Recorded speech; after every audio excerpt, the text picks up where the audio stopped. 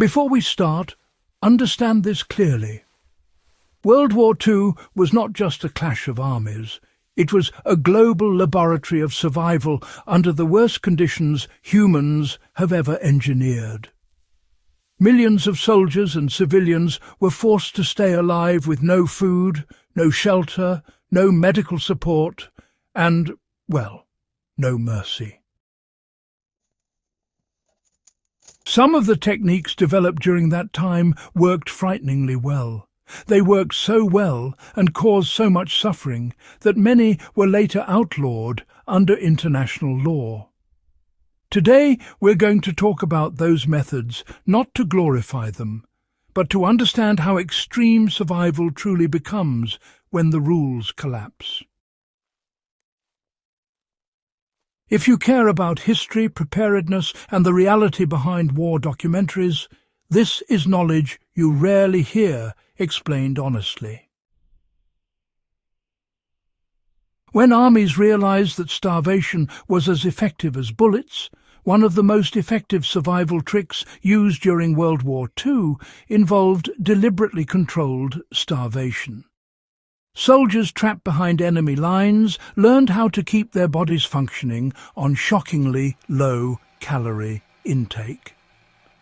German, Soviet and Japanese forces all experimented with starvation rations, sometimes as low as 800 calories per day. You know, the trick wasn't simply eating less, but eating at specific intervals to prevent total metabolic collapse. Soldiers would consume a tiny portion of food late at night to avoid hypoglycemia during sleep, then fast through the day while staying minimally active. After the war, intentional starvation tactics were classified as inhumane under the Geneva Conventions. In modern survival terms, this teaches a hard lesson. If food is scarce, spacing intake strategically is more important than eating whenever hunger hits. You conserve energy first, not calories alone. Why untreated wounds were sometimes left open on purpose. Field medics during WWIIs often faced a horrifying choice. Without antibiotics, closing a wound could trap bacteria inside and kill the patient within days. As a result, soldiers were taught to leave wounds open, flush them with alcohol, iodine, or even boiled salt water, and allow them to drain naturally. In some cases, maggots were intentionally introduced to eat dead tissue, a practice now known as maggot debridement therapy. While effective, the psychological toll and misuse led to it being restricted post-war. The modern lesson here is brutal, but real. Infection is more dangerous than bleeding in the long term. In a survival scenario, cleaning and draining a wound matters more than sealing it perfectly. How did soldiers survive freezing temperatures without proper clothing?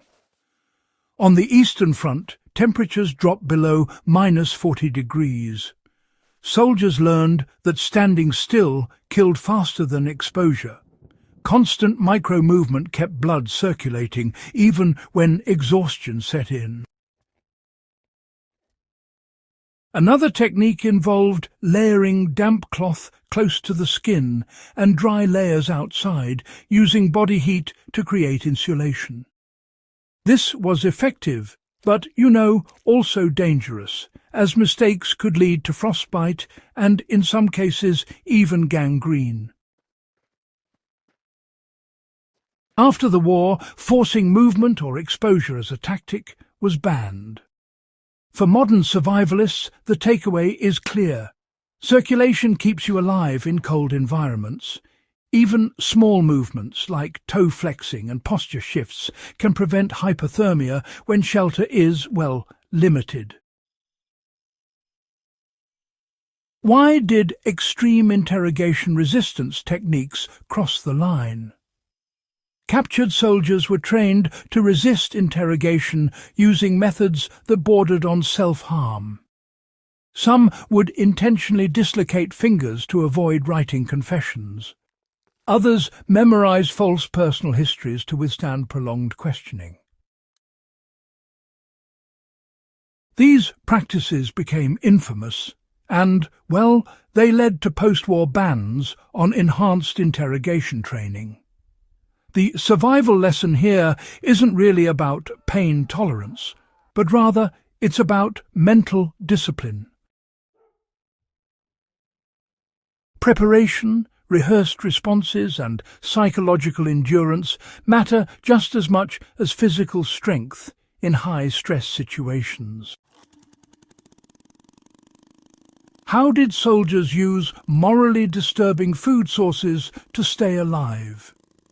There are, well-documented cases of soldiers surviving on leather belts boiled into gelatin, sawdust mixed with flour, and, in the most extreme cases, consuming the dead. Cannibalism, particularly on the Eastern Front and in the Pacific Theatre, became one of the most taboo survival methods and was later prosecuted as a war crime. While no one wants to dwell on this, it underscores a critical truth.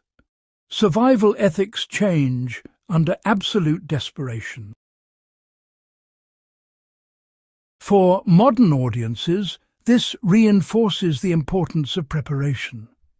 The more resources you secure early, the less likely you are to face impossible moral decisions later. So, why were scorched earth survival tactics outlawed? Well, retreating armies would often destroy crops, wells and livestock to deny resources to their enemies. Civilians, unfortunately, were left to starve, freeze or flee. While these tactics were, militarily effective, they caused massive civilian deaths and were ultimately banned after the Second World War. From a preparedness standpoint, this really teaches us that long-term survival depends on sustainability, not destruction. Preserving water sources, food systems and shelter infrastructure is quite frankly what keeps communities alive after crises. The reason these tactics were banned isn't because they didn't work. It's because they worked too well at the cost of humanity. Understanding them isn't about copying the brutality of the past, but learning how fragile modern comfort really is.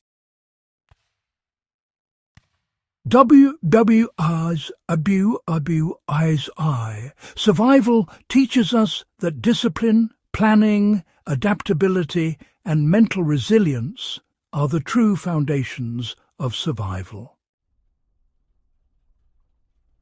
Stockpiling food, learning basic medical skills, maintaining physical conditioning and understanding human limits can honestly prevent ever needing to resort to the extremes we've discussed. If you value deep, unfiltered history and practical survival knowledge grounded in real events, this channel is built for you. Subscribe to 0 Hour Survival, share this video with fellow history enthusiasts, and, stay prepared. When the 0 hour comes, knowledge is what keeps you alive.